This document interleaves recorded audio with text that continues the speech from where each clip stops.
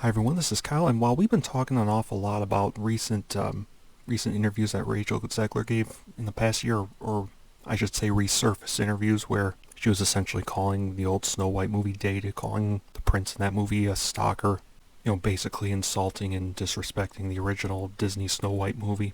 Bounding into Comics here has dug up another really good interview this one was from, 20 years ago, I think it was. And this is from Ian McKellen, who played Gandalf in Lord of the Rings, and it's a complete stark contrast to the types of things that Rachel Zegler has been saying about Snow White in some interviews that have resurfaced. What Ian McKellen says here is in stark contrast to reports of writers on the Witcher show actively making fun of the story. And Ian McKellen's comments here stand in complete and stark contrast to the attitudes that the people working on Amazon's Rings of Power have shown towards Tolkien's work. So, again, from Bounding into Comics, boy, I tell you, the people on this website, they do great work.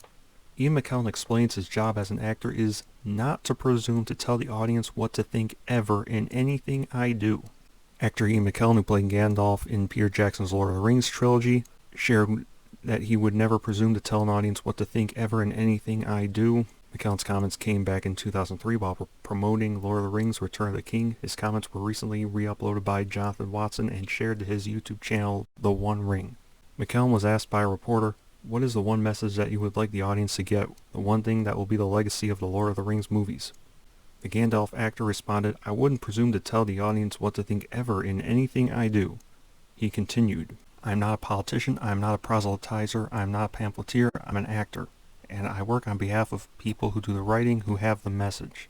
From there, he explained his role as an actor. "My job is not to tell the audience anything, it's just to explain the person I'm playing beyond the side of the character I'm playing. Good or bad, I don't judge character." McKellen then provided an example. "When I play Richard III, I didn't say I'm going to tell the audience why they shouldn't like tyranny and dictators. I just got on with explaining why Richard III turned out to be the way he was, and the same with Gandalf. Do my best to impersonate them, but I don't anticipate the audience's reaction."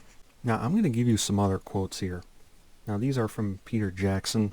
This is a short video from Stefan Highlights, and this was Peter Jackson's approach to making Lord of the Rings movies. I'm going to play this for you. I think it's only about a minute long. Did you have some kind of mechanism, in a sense, so that you could make sure that you were true to Tolkien? Well, Tolkien.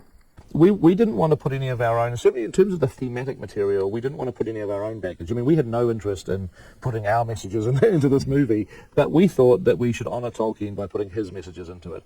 And we thought he cared about things. The countryside and the rise of evil, and he cared passionately about certain issues. And we thought what we should do to honor him is to make sure that what he cared about ends up in the movie. That's what we tried to do. Oh, and then the person who made this compares it to Amazon.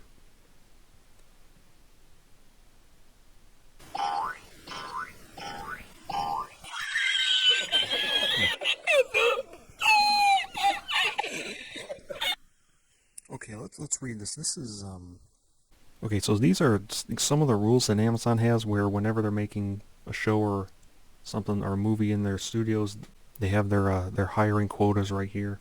Each film or series with a creative team of 3 or more people in above-the-line roles, directors, writers, producers, should ideally include a minimum 30% women and 30% members of an underrepresented racial ethnic group. This group will increase to 50% by 2024. Casting actors whose identity, gender identity, nationality, race, ethnicity, sexual orientation, disability aligns with the character they will be playing. Number 3, aiming to include 1 character from each of the following categories in speaking roles, a minimum 50% of these to be women, LGBTQIA+, person with a disability, and 3 regionally underrepresented racial, ethnic, cultural groups. A single character can fulfill 1 or more of these identities. Seeking at least 3 bids from vendors or suppliers on productions, 1 of which must be a woman-owned business and 1 from a minority-owned business. And the last one, pay equity across casting beyond the camera, staff, and crew, and for vendors and suppliers. So anyway, the point here is that Amazon is more concerned about diversity and inclusion and representation and a bunch of other buzzwords like that. They're more concerned about those things than they are making an actual good and accurate adaptation of a story, in this case Tolkien's stories. I mean, look, on the subject of diversity and inclusion and all those other words, Nobody out there has a problem with diversity by itself. And I repeat, nobody. I mean, Amazon basically came out, called Lord of the Rings fans racist, which I'll get to that in just a second here, but they called Lord of the Rings fans a bunch of istophobe words, things like that. And no, Lord of the Rings fans are none of the words that Amazon's been calling us. What Tolkien fans simply pointed out is Lord of the Rings, Tolkien's world, it is based on European mythology, European folklore. And Tolkien explicitly stated in his letters that it was meant as a mythology for England. And Tolkien lamented the fact that while the Norse mythology survived through the years, the Greek mythology survived through the years, Finland's mythology or the epic the Kalevala survived, England's mythologies, on the other hand, were destroyed as a result of William the Conqueror during the Norman conquest of England. And that was something Tolkien greatly lamented. And so he kind of set out, he set out to try and make a mythology for his home country of England. And Lord of the Rings fans are simply saying, look, since this is a mythology for England, and this is based on European mythology, the context of that is logically the people in there are going to be European in appearance. On the same note, all the people that are calling Tolkien fans certain istophobe words, if Disney, when they remade Aladdin is based on a Middle Eastern folktale, if Disney cast a white guy as Aladdin or a white girl as Jasmine, those same people who have been calling Tolkien fans certain istophobe words, those same people would be rioting if Disney did that. If Marvel cast a white guy as Black Panther, those same people, they would be rioting. And frankly, I'd agree with them. I mean, Black Panther, it's based on African culture. It makes sense that people in there are going to be African.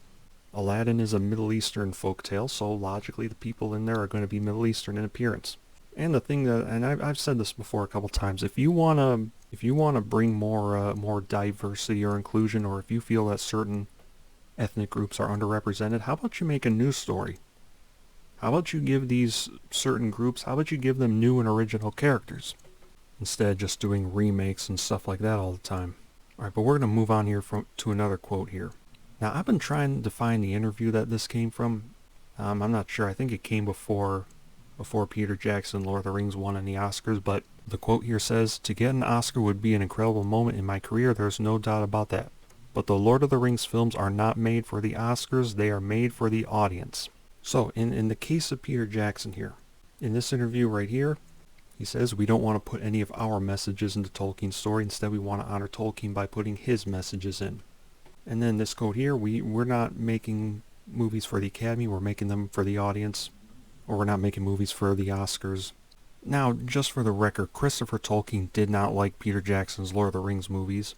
I know Simon Tolkien, he gave this one interview once where he said, no, I don't think that John Ronald Reuel Tolkien would like Peter Jackson's Lord of the Rings movies, but he also said that in fairness to Peter, Simon didn't think that there would be any adaptation that his grandfather would enjoy. Because the world is so specific and so detailed that no one's going to be able to get it exactly the way Tolkien envisioned. Now, granted, Simon Tolkien, he's a whole other topic of conversation. I mean, he's running the Tolkien estate now, and a lot of people don't think he's been doing that great a job of protecting his grandfather's work.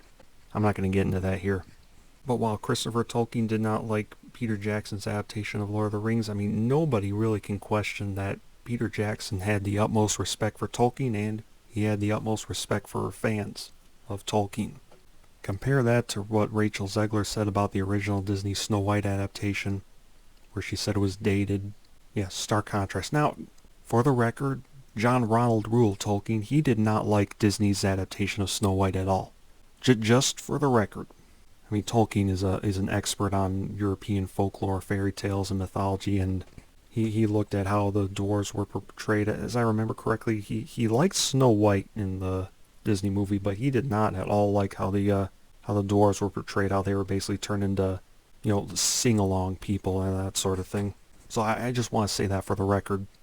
I mean, Tolkien was not a fan of Disney at all, period. But again, I mean, Peter Jackson and Ian McKellen, they show way more respect for the work that they are adapting than what Rachel Zegler is showing for the movie that Disney's making a live-action remake for.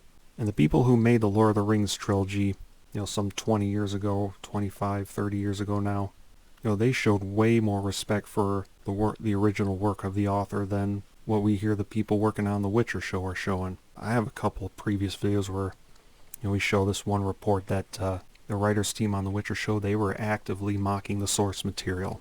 And finally, we're going to compare Peter Jackson's comments, Ian McKellen's comments, to the people who've been working on Amazon's Rings of Power have treated Tolkien's work. Let's see how they've treated it. So, Vanity Fair, this is from, I don't know, a year and a half ago now. Lindsay Weber, executive producer of the series. It felt only natural to us that an adaptation of Tolkien's work would reflect what the world actually looks like. Tolkien is for everyone. His stories are about his fictional races doing their best work when they leave the isolation of their own cultures and come together. Okay, I mean, this first comment here, it's about diversity and inclusion and representation and those kinds of words. Again, Tolkien's work is based on European mythology. It's meant as a mythology for England. Not all stories, it's not going to make sense in every story out there to have it reflect the world we live in today. And she says Tolkien is for everyone. Tolkien's works have been translated into, I think, like a good 40 languages, something like that. They're loved by people of every race, every religion, people of every continent. I mean, Tolkien's works were always for everyone, so that comment is idiotic right there. And his stories are about his fictional races doing their best work when they leave the isolation of their own cultures and come together. There was one letter Tolkien wrote. It was either letter 145 or letter 190. I forget off the top of my head.